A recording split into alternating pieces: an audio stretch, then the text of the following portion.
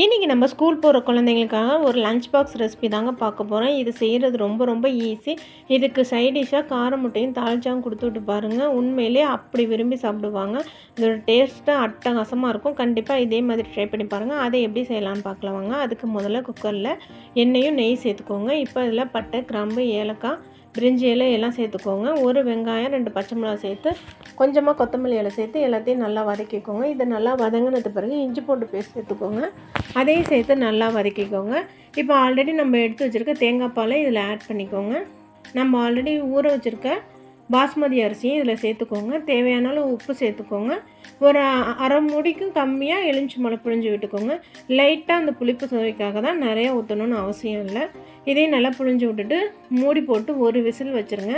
இப்போ நல்லா பார்த்திங்கன்னா பொலன்னு வெந்திருக்கும். இப்போ இதில் தேவையான அளவு கொத்தமல்லி இலை தூவி ஒரு லைட்டாக ஒரு கிளறி இறக்குனிங்கன்னா சூப்பரான தேங்காய் பால் புலாவ் ரெடி.